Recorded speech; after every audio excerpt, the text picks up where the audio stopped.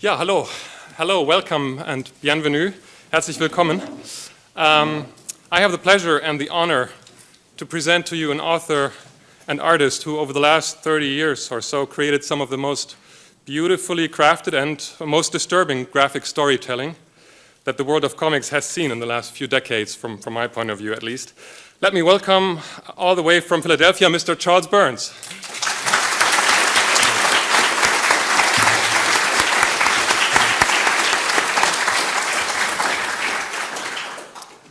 My name is Lars von Törne. I'm a journalist with the Tagesspiegel newspaper, and today's talk, out of respect for our guest, will be in English.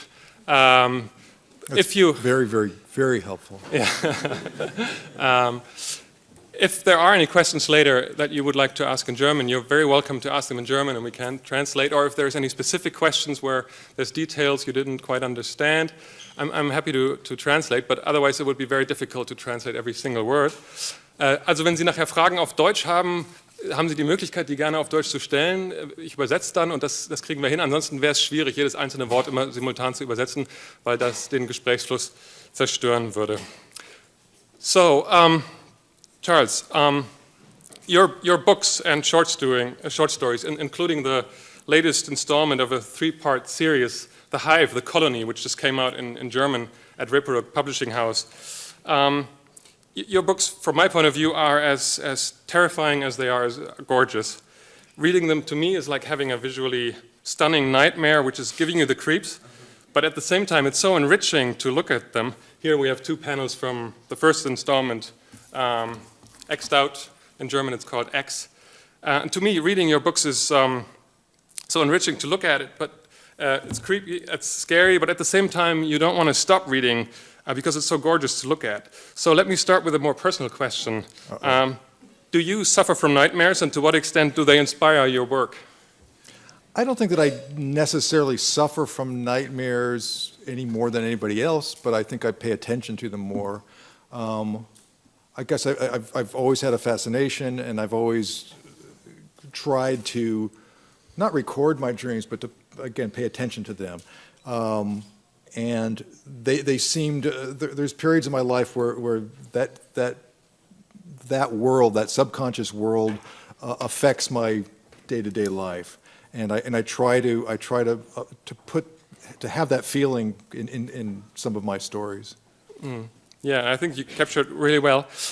Before we go into the details, by the way, the structure of today's talk will be that we have roughly 50 minutes altogether, and I will start off by having a moderated talk for a bit, and then we can open up the podium. And if you have any questions to Charles Burns, please feel free to ask them. If there's any immediate questions, just raise your hand. Otherwise, after like 20 minutes or so, we would then turn over the podium even more to you. So just stay in touch. I'm sorry. Yeah. I guess when I was growing up, I always had friends, when they looked at my drawings, say, "You must have really weird dreams." And I don't think I really do. Again, I think it's just a matter of paying attention to them and perhaps trying to record them. My friend, one of the most boring things in the world is when someone starts a conversation with, "I had the strangest dream last night." You know you're into a very boring, I mean, it was exciting to that person, but it's normally very boring to talk about. But I guess I am trying to capture that kind of quality in some of my work. Not all of it, but I'm trying to capture that quality. Yeah. And on top of that, you draw from an enormous amount of visual influences. And one of the topics or one of the obvious influences that's reoccurring is old 1950s comics. You're born 55, I think. So Mad Magazine, horror stories, all the way to Tintin, which we will get into, Tim und Struppi, which we will get into later in a minute. You were born 55 when comics were banished, as we can read in books as The 10-Cent Plague, which you did the cover illustration for. What role did comics play in the formative years of your youth and young adulthood? Well, I was fairly unusual. My parents were very conscientious. They read about what a bad influence crime comics and horror comics were. But by the time I was around, they really didn't exist. I mean, they had been pretty much, banned, I guess would be the best way to describe it. But regardless of that, my father had an interest in comics, in classic American comic strips. Oh, really? That was unusual for your father's Yeah, generation. it was unusual. I mean, at that point, it was very typical for for Americans to look at it as very, very kind of low level work. If you wanted to depict somebody in a movie as being very, very stupid, you showed them reading a comic book. But regardless of that, my father was interested in comics and brought things into the house. Brought collections of books, again, primarily classic comics, but he had reprints of the Mad Comics by Harvey Kurtzman and Bill Elder. And I looked at those books. I probably shouldn't have been looking at those books, but I looked at those books before I could read. And they had a very, very strong impact on me, in that there were cultural references, there were parodies of books, movies, other comic books, but there were parodies of things I had no idea about. And so I was really making up, or trying to make up the story myself, looking very closely at the visuals and trying to come up with the story on my own. And I know that had a huge impact on me. I think it was like that kind of pre-literate world when I was probably 4 or 5 years old, of entertaining myself by looking at books all day, including a lot of comics. Yeah, and I read somewhere that one of the early comic book experiences was a Tintin book, a Tim und Struppi comic, which I presume is unusual for people in the United States, because it was not as widely spread as it was in Europe. And when we look at your current work, Axed Out, of course, and The Hive, there's a lot of references to Tintin, to Hergé's work. So how would you describe the importance for your relationship to the medium of comics that Tintin infused in you? Well, it's a little bit in the same way I was talking about. Perhaps I shouldn't have been, spending all my time looking at reprints, black and white reprints of Mad Comics. One of the early books that my father gave me was an American edition of Tintin, and I did spend a huge amount of time looking at those books and just absorbing those books at an age where you can really enter that world. Perhaps it was something to do with the fact of the clarity of Hergé's work and the drawing, and that very, for me, a very real world, fun world. So that had a huge impact on me. And I think in the current series of books that I'm doing now, the books aren't about Tintin, or they're not about Hergé's world, but it's kind of revisiting that feeling, that landscape, that atmosphere, that feeling of entering this other world, this very clearly defined world. So there's all sorts of references, as you see in this slide. We've got the classic mushroom there. When I was a kid, I looked at the backs of the Tintin books, and there was only maybe four books that I had, but there was other little references on the illustrations on the back. One of them was this mushroom, but I had no idea what that thing was. But I had a very active imagination and tried to imagine what that thing was. So in a way, that's what I'm trying to access, that feeling, that kind of mystery and just that otherworldly feel that I had when I was examining those books. Yeah, I read in an interview that The Secret of the Unicorn, Das Geheimnis der Einhorn, was one of your first comics ever. Yeah. Now Spielberg has turned that into a movie. Mm-hmm. What did you think of that? I actually, I didn't see it, so good for you. Yeah. I don't know. No, I'm not. I mean, it's just I saw some clip online, and it just looked kind of creepy to me. I don't know. It was a strange. I just wasn't interested. That's all, I guess. And I also somehow felt, especially when I looked at images such as these, I feel like almost like a reference to Little Nemo, the character who travels to sort of this fantastic world in his nightgown. I think there's a lot of things that enter into it that I'm not even necessarily aware of. I certainly looked at Winsor McCay and Little Nemo when I was a teenager anyway. There were a few. It was one of those things. I mean, I was always searching for interesting books and interesting artists, and I would get a history of comics, some book on history of comics, and it'd be one panel or just small reproductions, and it was almost like looking at the toenail of a dinosaur, some little hint about what this huge body of work was. And so, yeah, all those things were important to me. Yeah, and obviously, very formative experience. I presume was your art school time when you were an art student. Sure. Which can also be seen in the character, and the main character of your new storyline is an art student. Yep. Character named Doug, which we will talk about a little more. I'm wondering, when you look at comic artists nowadays, some people enter art school already with their own distinct style and they just get it refined. Others enter it and totally change and define their style only there. What was your experience? How did art school, such as the art school experience of this young man, how did art school shape you and your work? Well, for me, I was when I was in public school, in high school, junior high, I was always the kid. My identity I was the kid that could draw. That was who I was, and I had some sense that my parents said you're going to college. You have to go to college. So my sense was that I would go to art school. I would learn about art, become an artist. I was very naive. I had no real sense of what that was. So there was a kind of a polarity in that whole experience. On the one side, I was always doing my comics on my own. That was something that I was in a way studying on my own. I was reading books on how to, what kind of pens to use, what kind of paper. So I was teaching myself comics, and then on the other side of it, I was taking classes in printmaking, in painting, I was learning life drawing.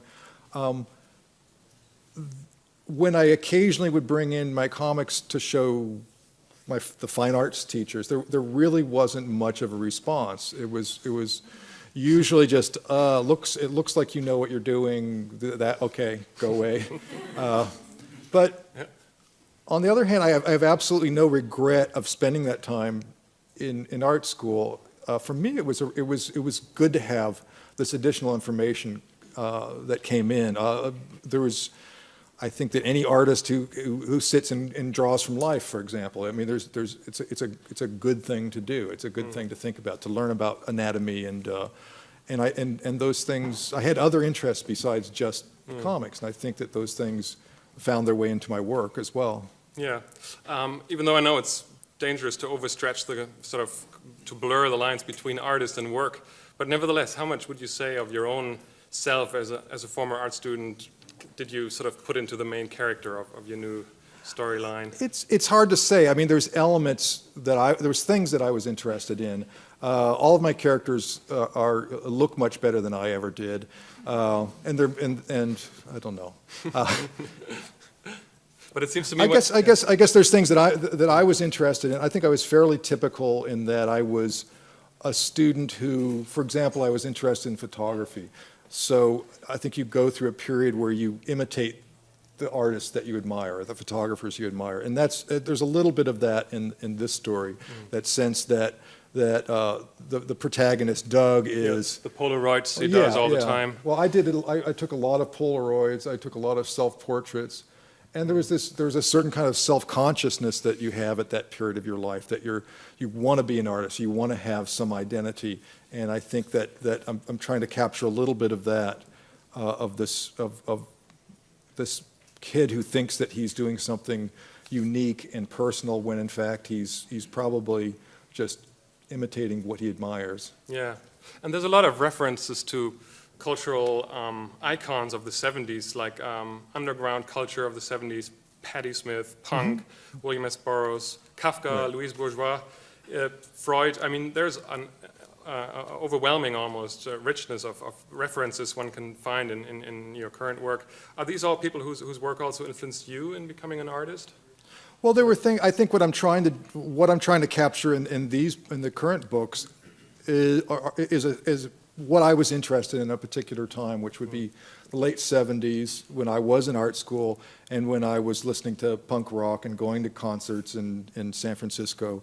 Originally, the story really was my attempt to focus on just that world of punk rock that I was interested in at that time. And as I was working, I realized there was a lot of elements that started coming in that were very interesting, or maybe even more interesting than what I initially had started out with. So again, I think in the first book there's a reference to Lucas Samaras, who's a sculptor and a photographer, and he was someone that I liked really liked and did very bad imitations of.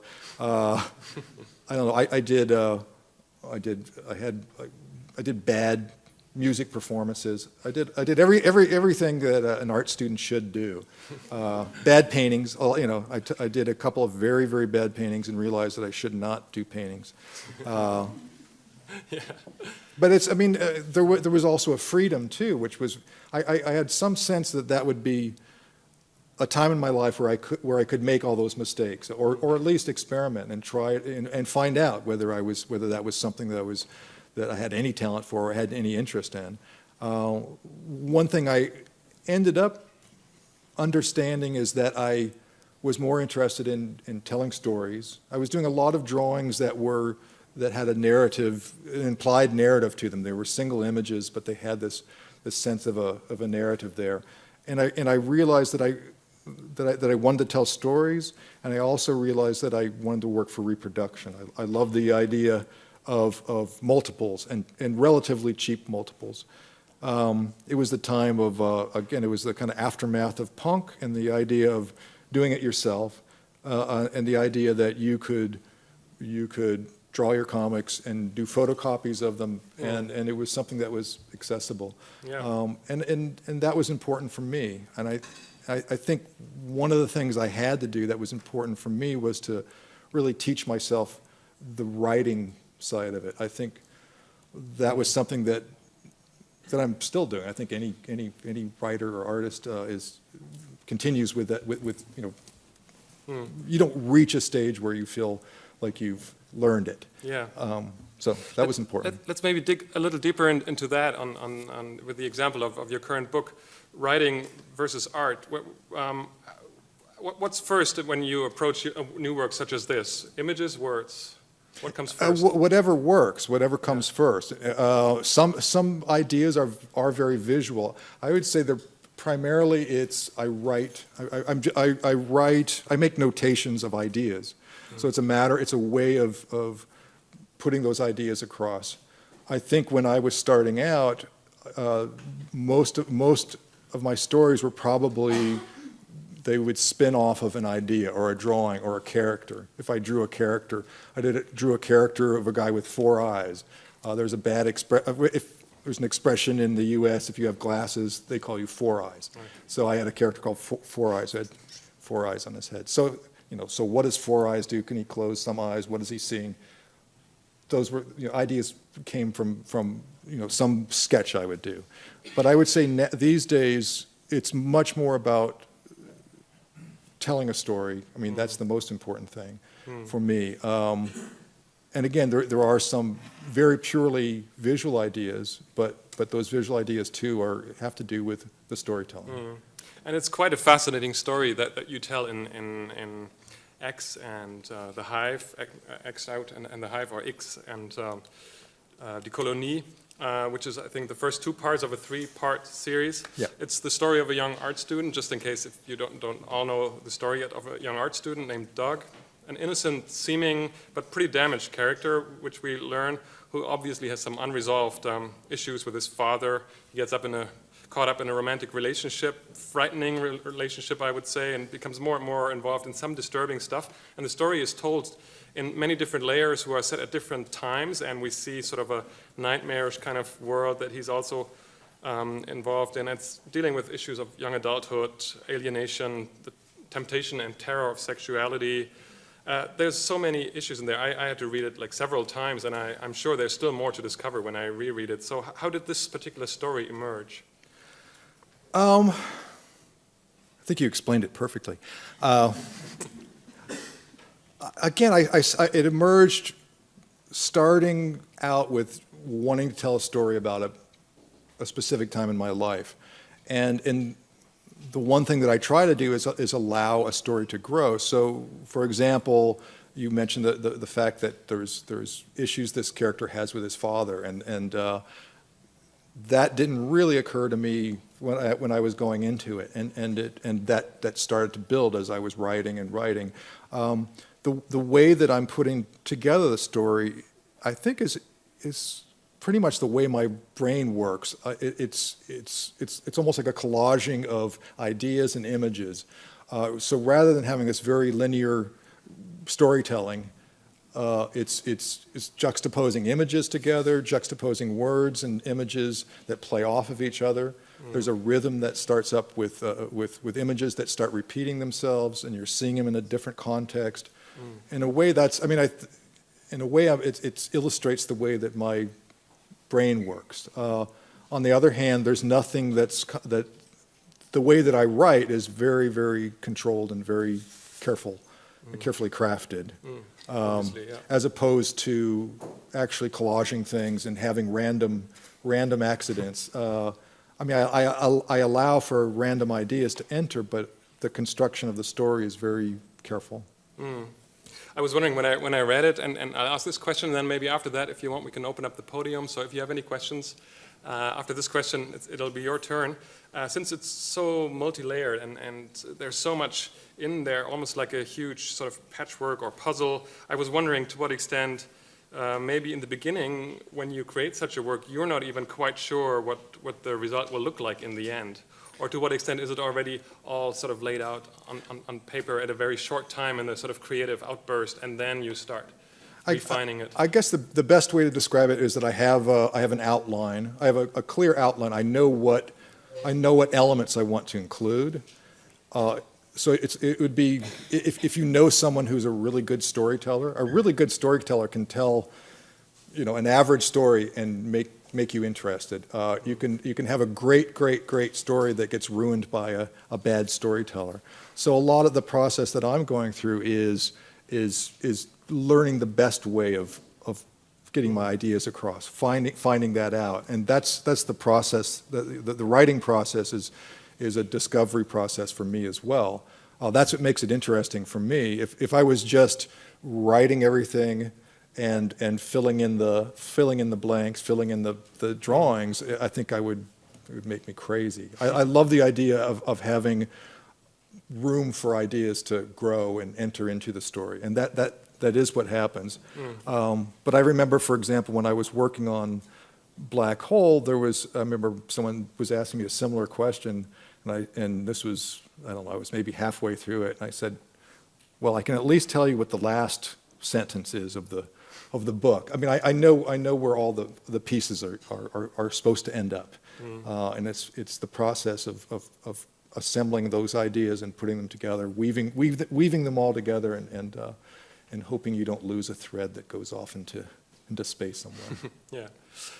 I have a few more questions, but as I said, I would like to open up the podium. If there are any questions from you, please, yes. And if you want to use the microphone, you can push the button. You can speak in the microphone so everyone can hear you. That's the advantage of having the city council room, I presume.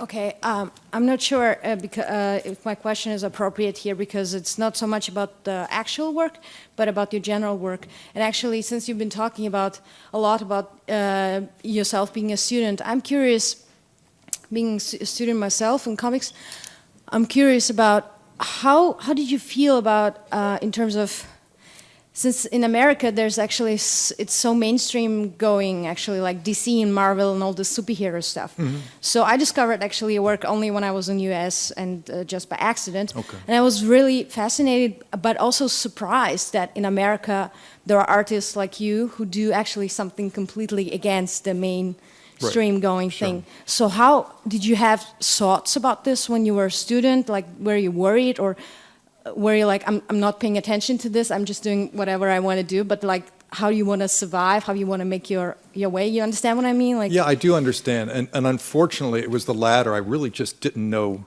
I was kind of oblivious to that. I guess I was vaguely worried about that. But on the other hand, I guess I had the luxury of, I came from a comfortable background in the sense that my parents thought that going to art school was an okay thing. It wasn't a matter of them.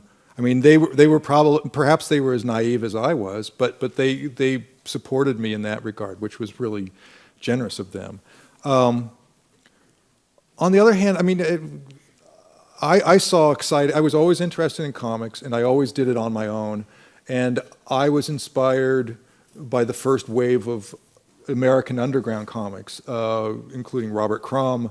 I don't know how many people you're aware of or have read, but they were very inspiring for me, and they were inspiring in the sense that for the first time they had stepped outside of the that kind of genre fiction and the superheroes and the things that was stuff that I read because it was there and because I liked comics. But at a certain point when I was no longer interested or I'd lost my interest in those kinds of comics, there was suddenly this group of artists doing these very intense, about drugs and sex and all the things that I was starting to be interested as a 14-year-old or a 13-year-old. So those things, again, I learned by imitation, by imitating the work that I admired. So I did my very bad underground comics. But out of that, I slowly started to, find my own vision, my own ideas, and worked in that direction. Yeah, of course, please. Excuse me. But I was also interested in terms of like getting yourself out to use your work. Weren't you worried like what kind of publishing company would publish your work? It's funny that at that time there were still underground comics. There were some companies that were putting that out, but that was always a concern. I mean, it was always something that I wanted to do. And I pursued that. There was, I would start by putting my comics into school newspapers, like the weekly newspapers. So I did that. I did comic strips there. That was an outlet. I did some self-published, photocopied books that I gave to, 3 friends. And then I also tried to, again, it was always a landscape that was changing. So when I was starting to get published, there were still some underground comic publishers, but it was already going down here. My first real break, I guess, would be working with Art Spiegelman and his wife Françoise Mouly in Raw magazine, which came out of New York City, and I was up there trying to sell my illustrations, bring them to magazines to show around, and that had just come out, and I submitted my work, and that was the beginning of a relationship with them. It was kind of the second wave of there was the first wave of underground comics, and this was kind of for me, feels like the second wave of that. But specifically, yeah, I was struggling to find some outlet. I tried, there weren't that many places at that time. I think these days there's many, many more publishers. It seems like there's a lot more opportunity, I think, for the work that I'm interested in anyway. Here we have a cover of Raw magazine, which you created. Sure. About 30 years ago, Oh God! Think, right? My God! Sorry, it's online. No, I know. I'm just a personal response. What can I say? Yeah. No, for me it was this. It's hard. I don't know if anybody's seen this before, but it's the magazine was this big magazine, oversized magazine, and what they tried to do was separate themselves from the smaller underground comics or the standard size comics, and they wanted to do so it says the graphics magazine. So instead of saying a comics magazine, it's spelled graphics with an X, but they wanted to I think it was a separation, wanted to have more of that art world in there or less emphasis on underground comics that were associated with sex and drugs and rock and roll. But eventually, I think that they moved back more towards traditional narrative. But that was the switch there. This cover, by the way, leads over to a question I'm just going to bring in before we take more questions, because this image, as we see, has hardly any color, and in later years you used even less color. I can explain that, but go ahead. Yeah, and the question now I want to ask... Has to do with economics as well. Okay, because now in your latest work, it's an incredible jump from your Sure, former work, sure. because not only are you using color, but it's much more than just sort of a colored version of your former storytelling. I mean, you evoke different atmosphere, these flash tones alone, look at those. And it's part of the storytelling, it's become part of the storytelling. Sure. It's a whole new, almost, tool that you introduced to your work. I mean, covers were colorful in the past of your work, but not the actual stories. So how did you decide to use it, and how did that change your approach as a storyteller? Well, as you're saying, it does offer another set of tools. You can, and it's part of the, it can be a part of the narrative. As you said, I wasn't interested in just doing a colorized version of my black and white work. I think very early on, there were limitations, economic limitations. So you saw the raw cover where it was black and white on the front and there was a color inside. We actually I actually hand cut all the color separations. And I won't explain it here because it's very, very boring and takes a long, long time. But for me, that was pretty exciting to have access to color. Regardless of that, I think, for example, I think of when I did Black Hole, I would never want to look at a colorized version of that. There's no interest in doing that for me. It's a black and white story, and that's the atmosphere. It's the right feeling for that story. But I decided that I did want to use color in a story, and I wanted to think of how I could use that as a part of the storytelling. Rather than describe any specifics, I think it's better to look. Mm-hmm. And I love this artwork. There's a question in the back. Yes, please. Do you have a microphone there too? No. Otherwise, try to speak out loud. Did you have any orientation in your color choosing, or did you try to just face out? I'm sorry, I didn't know if I could hear. Did you read anything that you liked especially, and then said that's the sort of colors I would like to use? You mean if he was inspired by other artists who used color? I was Or immediately remembered to Watchmen. The use of the color reminds him of The Watchmen. And the question is if by using color, or when you started using color, there was inspiration from other artwork, comic, graphic storytelling. Not really. Not something that was direct. I'm sure there was influences there, but not anything that was completely that came that directly that was imitating directly like that. But there's all those things. There's probably plenty of inspiration in there somewhere. But again, I think it was more a storytelling device for me I'm in the process of working on it. But yeah, it's more of a storytelling process, thinking in those terms. Was there? Then let me ask one more thing regarding the drawing style. When I first read Black Hole, and I don't mean this to sound disrespectful, but I almost felt like this is too good to be true. This can't be drawn by a human being because it's so meticulous. Yeah. These strong contrasts, these absolutely exact lines, these clear contrasts, and even people who don't read your graphic novels still seem to know you instantly. That style is a very particular style, the blackest black one has ever seen. These sharp, pointy lines that cut into white space like razor blades. To me, it's evoking Japanese woodcuts, German expressionist work. Sure. What can you say about the technical aspects which shape your work? Are you like everybody else, starting out with a little pencil drawing and then just refine it more and more until it becomes so perfect? Or are you using any kind of help to get these lines so perfect? No, I mean, I think it's taking it's using normal tools. What I was originally imitating was the look of kind of classic American comic book lines, which a lot of them they used a brush, which I didn't realize when I was starting out. I would use a pen and try to draw those sharp lines and fill them in until one day someone said, "Oh, that's a brush," and so it was really just a matter of emulating that kind of line, like trying to imitate a particular look, and then it developed on its own. It got more and more and more extreme. So it was if you look at my work, the work I did in high school, you'll recognize it, but it drifts off slowly into its current state. Okay. Yes, here's a question, and please use the microphone if you can.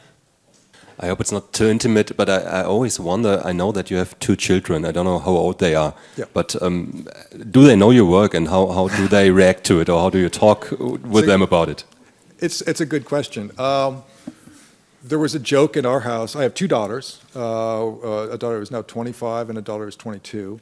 And when I was working on Black Hole, there was some pages that as a parent, I thought was inappropriate for them to look at, so I would, flip it over as they walked in, and the joke was, when you turn 18, you can read this. So that's not necessarily true, but that was the joke.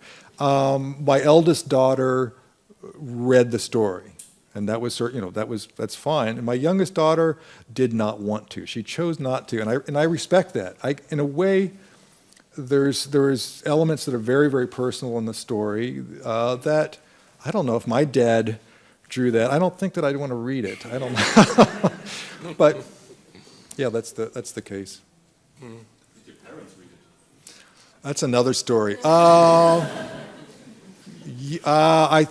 It's some things. Yeah, it depends on what it was. When I did Black Hole, I talked to my dad and I said, "Look, I'm not handing you this book. If I hand you this book, that means I want you to read it.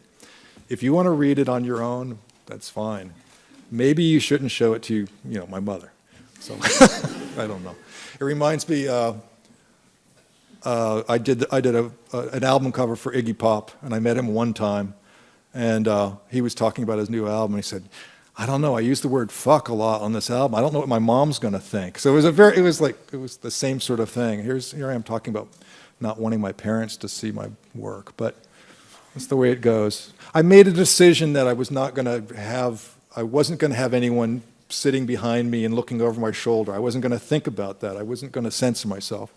I think in some of my earlier work, whether I was conscious of it or not, I think that there was limits of things that I would stop at a certain point. And there were some elements of the story, especially in Black Hole and more recent work, that I felt uncomfortable with, but I wanted to look at them anyway. So it was a conscious effort to not censor myself. Let me just quickly ask a follow-up question before I turn over to you again, since you just mentioned the Iggy Pop artwork, right. which you did. I think this is an album that came out 1990. Brick by Brick features the song Candy Candy, which some people in the audience might still remember, big hit back then. And Iggy Pop allegedly back then said that he likes your work also because of the fact that compared to your sick fantasies, he almost seems normal. True or false? I don't know. I mean, he's a guy that allows himself his id to spill out on stage. When I met him, he's a very normal, relaxed, easygoing person. But I've seen him in concert too, and he's not the same. He allows that part of his personality to emerge as an artist, which is good. Yes, you had a question. There are actually several questions, but they are also little. I don't know where to start.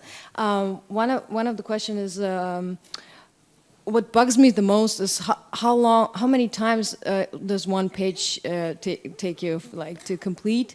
Another thing is, would you consider your style being like that you're actually there, you reached your style and you feel comfortable with, or is it constantly developing? And also I had another question, but I forgot for the moment. As far as the work, I mean, one of the problems with comics, it depends on what artist you're talking about, but when I discuss this with my cartoonist friends, the fact that it's so incredibly labor-intensive, it's a labor-intensive job. It's frustrating sometimes, the fact that it can take a very, very long time, depending on, I mean, for me, sometimes if you look at something, you think about, okay, your hand had to make this mark and that mark, and you know, you can count them up, and it's just a very labor-intensive thing. I was going somewhere with that, and you had a second question that I'm missing. The There's first was how about- long does it take me, and Yeah. what? There was another question. And the If you're style, ever happy, about- if you're about ever your style. completely satisfied with the result, huh? Oh no, I'm not necessarily satisfied with the result, but I don't look. There's few things I look back on and want to change necessarily. I mean, I don't look back that much. I'm looking forward, or I try to look forward. And I guess you're also asking about the development of my style, and that's something that's just very, very gradual and perhaps changes very slowly. When I did this current or the most recent color work, because it was in color, it's not so, everything is not thrown into shadow. For the most part, it's not as dark as Black Hole, just the way, you know, the way things are drawn. So there is a stylistic change, but not, I mean, it's recognizable. It's just making choices, making different choices. So those things change gradually, but I'm not consciously working towards a specific goal. Third question, I remembered now. Would you, actually, I think you sort of answer it, but would you consider yourself being more an artist or a sequential person, a comic? I guess I don't. I mean, I've never worried about defining those things. I mean, that was never. I mean, I went to art school and did all those. I've never. It all feels like the same thing to me. I know that there's one side of it that's, you know, there's a commercial realm of it. You're selling something. There's an audience out there. But on the other hand, and it sounds kind of stupid to say, but I don't think of an audience when I'm writing a story or drawing a story. I want to have it as clear, you know, I want it to be as close to my idea. My goal is to be very clear with my story, but I'm not thinking of a select audience that I'm trying to please necessarily. I'm trying to please myself. So, again, I don't know. People very, very carefully ask me sometimes, are you a cartoonist? Are you a comic artist, a comic book artist? Are you a graphic novelist? Are you a sequential narrative? You know, I don't. Those terms can be useful in just describing what someone does. Oh, it's that thing, that book. It's a graphic novel. That can be a useful term, but for me, it doesn't really matter. Yes, Daniel.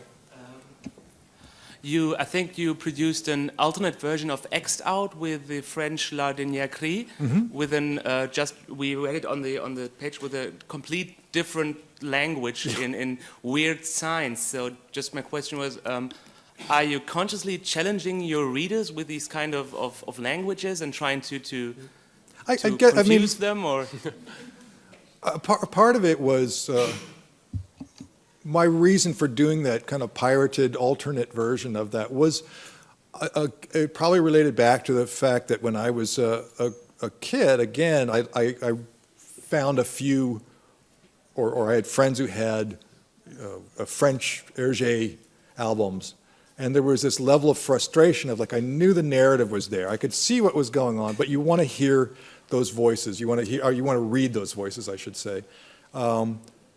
And so in a way, I wanted to have that kind of, that mystery of a foreign edition, a fake foreign edition.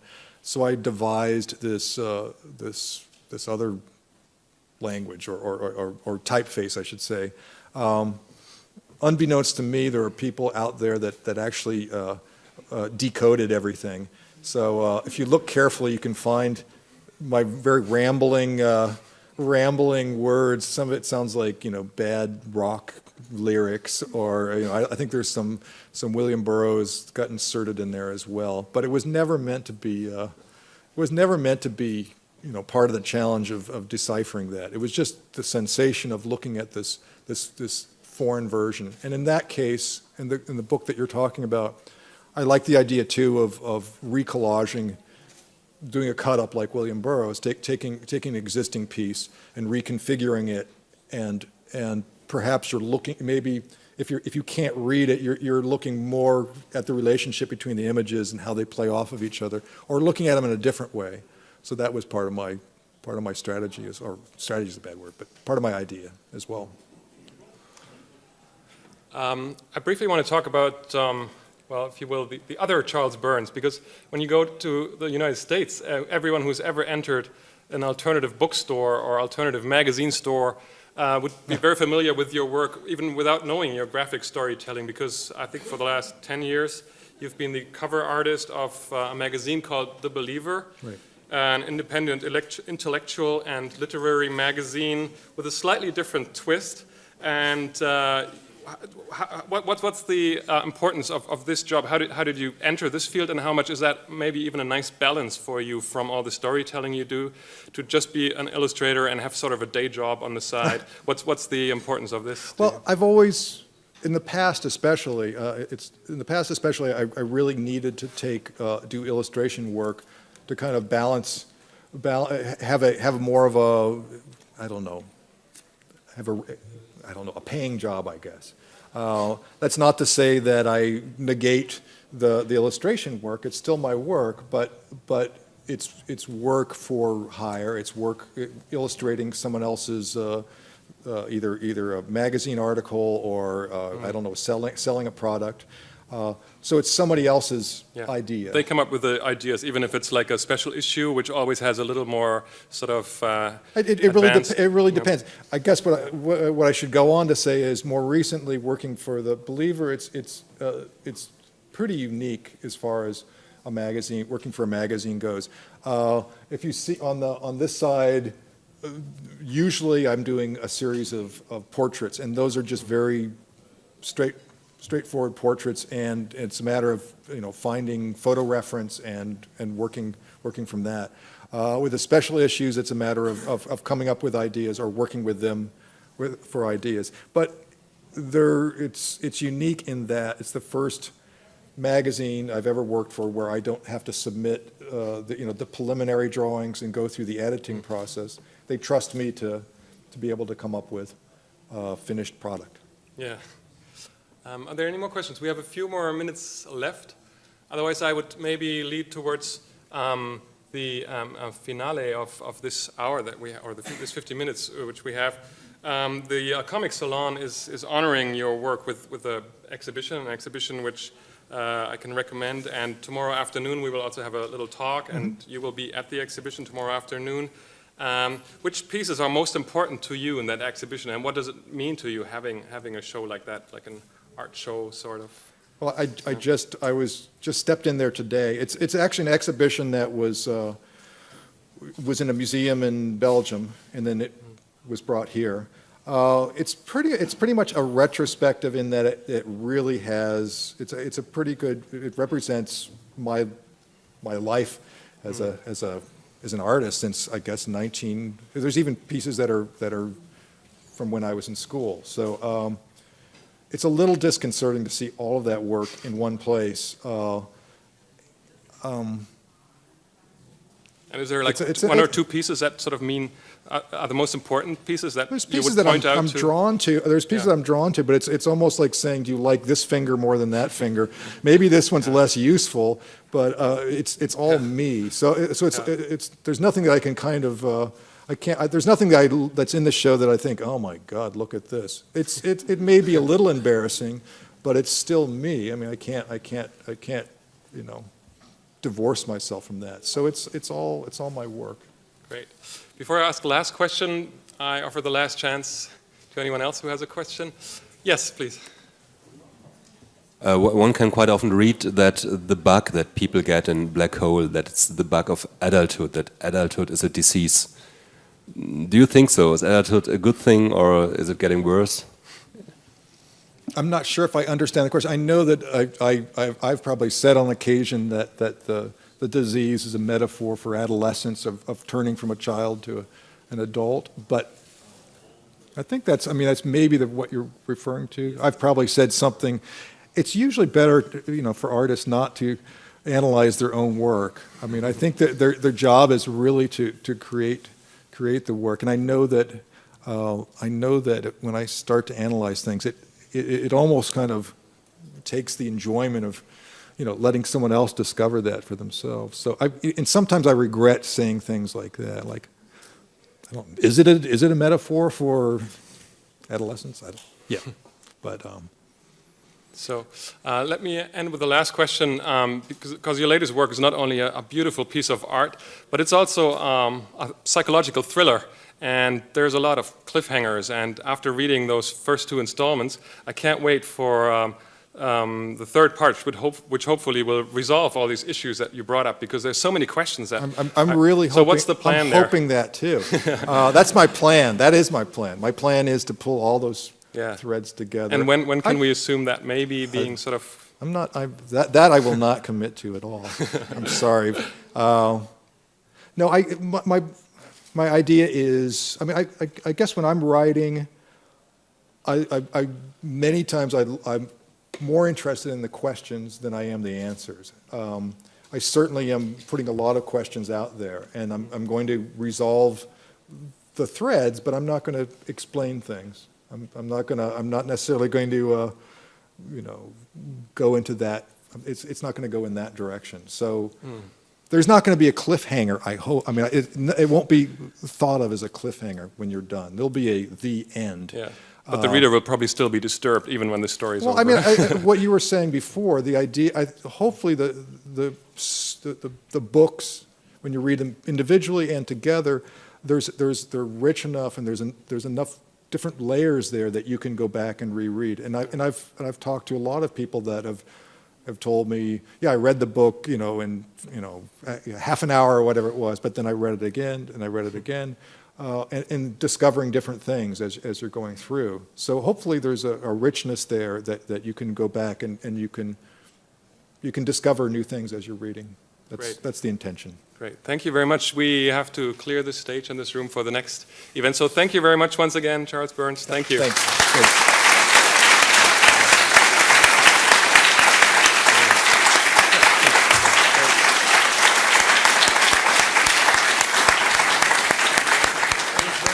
Thank you very much. That was a lot of fun. Good.